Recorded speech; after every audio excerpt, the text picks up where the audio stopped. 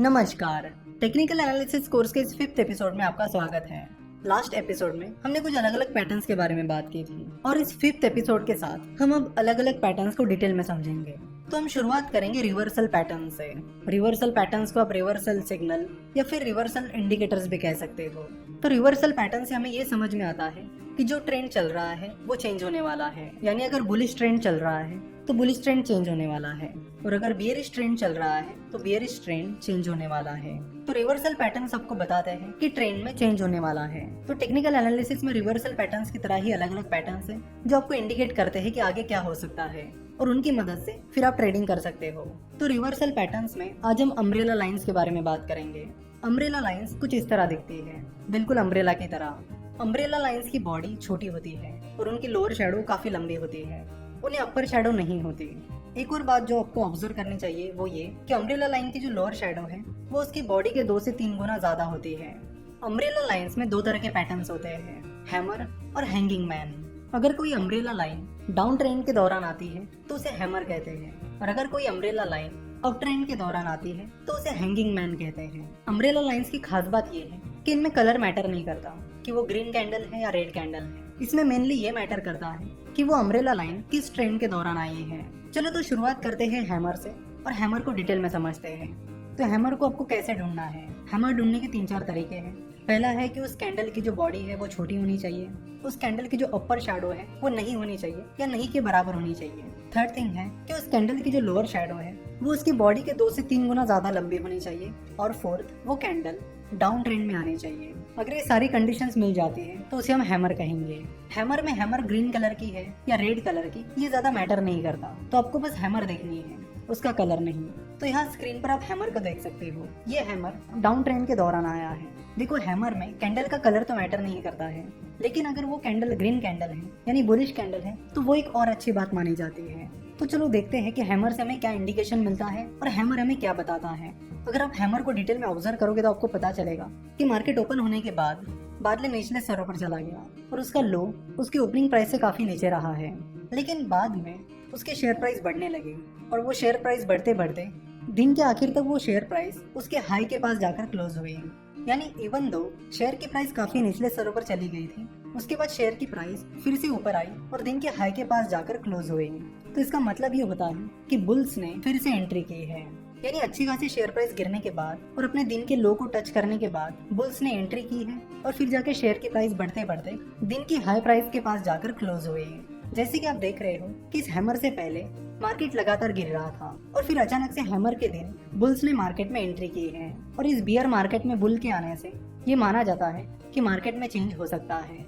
इसलिए हैमर को reversal pattern कहा जाता है क्योंकि हैमर आने के बाद शेयर की प्राइस के पैटर्न में चेंज आ सकता है और यहाँ पर ट्रेडर्स बाइंग अपॉर्चुनिटीज ढूंढ सकते हैं। ट्रेडर्स यहाँ से एक्सपेक्ट कर सकते हैं कि हैमर के बाद बुल फिर से मार्केट में एंट्री कर सकते हैं, जिसके बाद शेयर प्राइस बढ़ सकती है। देखो आपको हैमर के पैटर्न की तरह अलग अलग कैंडल्स दिख सकती है, जैसे कि आप यहाँ पर देख सकते हो, लेकिन ये हैमर नहीं हो सकती क्योंकि इसमें हैमर की जो लोअर शैडो है वो उसकी बॉडी से 2 से 3 गुना बड़ी नहीं है। तो ये कंडीशन आप हमेशा याद रखिए कि हैमर की लोअर शैडो उसकी बॉडी से 2 से 3 गुना ज्यादा बड़ी होती है। तो हैमर हमें क्या इंडिकेट करता है? हैमर हमें इंडिकेट करता है कि आप उस शेयर को खरीद सकते हो, आप मार्केट में पोजीशन ले सकते हो। जिस दिन आपको हैमर बनता हुआ दिख रहा है आप उस दिन भी मार्केट में एंट्री ले सकते हो और उस शेयर को खरीद सकते हो, लेकिन ये चीज रिस्की हो सकती है। साथ ही दूसरी चीज आप ये कर सकते हो कि जिस दिन हैमर फॉर्म हुआ है उसके अगले दिन आप उस शेयर को खरीद सकते हो।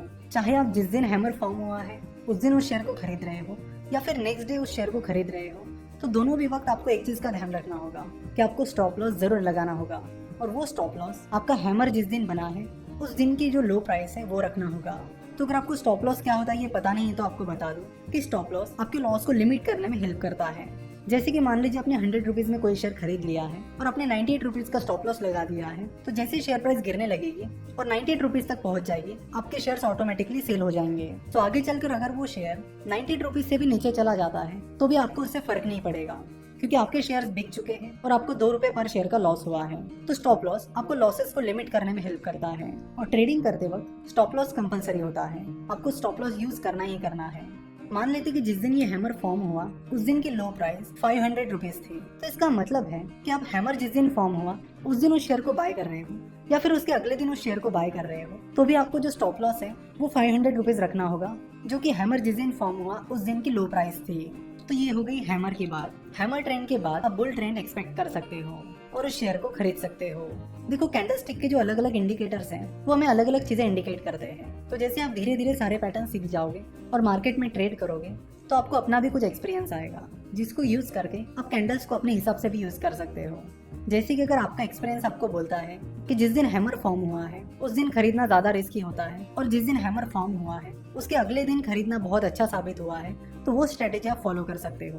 तो ये सारी चीजें धीरे धीरे एक्सपीरियंस के बाद आपको पता चलेगी। अब हैंगिंग मैन की बात करते हैं। हैंगिंग मैन अब ट्रेंड के दौरान आता है। दिखने में हैंगिंग मैन हैमर की तरह ही होता है और हैंगिंग मैन में भी उस कैंडल का कलर कौन सा है ये मैटर नहीं करता। अगर आप सोच रहे हो कि हैंगिंग मैन और हैमर में कैंडल का कलर मैटर क्यों नहीं करता है, तो उसका जवाब है कि हैंगिंग मैन और हैमर इनकी जो बॉडी होती है वो बहुत छोटी होती है, इसलिए अगर वो बॉडी ग्रीन भी है या फिर रेड भी है तो भी उसका मतलब यही होता है कि उस पर्टिकुलर दिन शेयर की प्राइस उसके हाई प्राइस के पास जाकर क्लोज हुई है। चाहे वो ग्रीन कैंडल हो या रेड कैंडल, उसके शेयर प्राइस उसके हाई प्राइस के पास जाकर ही क्लोज हुई है। इसलिए हैमर और हैंगिंग मैन दोनों में कैंडल के कलर को ज्यादा इंपॉर्टेंस नहीं दिया जाता। तो हैंगिंग मैन की कंडीशंस क्या क्या है?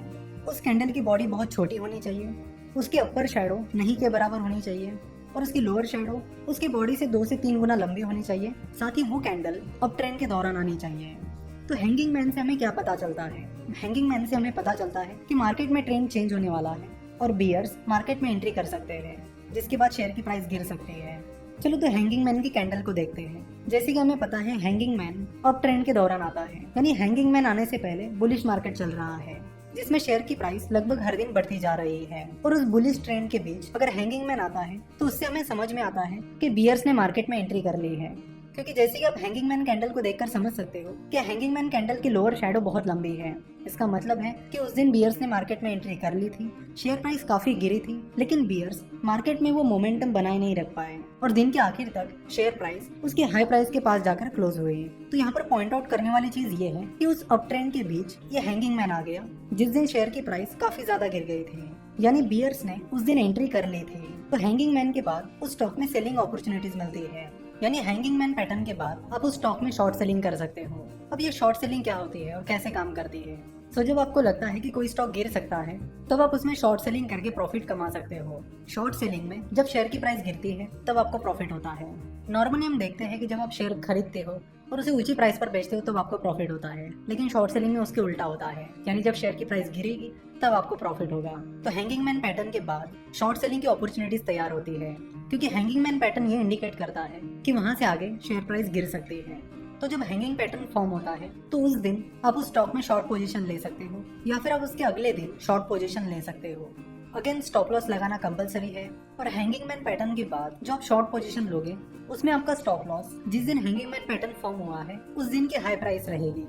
तो हैमर और हैंगिंग पैटर्न दोनों में एक दूसरे के अपोजिट है। हैमर पैटर्न के बाद उस स्टॉक में बाइंग अपॉर्चुनिटीज निकल कर आती है, वही हैंगिंग मैन पैटर्न के बाद उस स्टॉक में शॉर्ट सेलिंग अपॉर्चुनिटीज निकल कर आती है। हैमर में जो स्टॉप लॉस होता है वो जिस दिन हैमर फॉर्म हुआ है उस दिन की लो प्राइस होती है।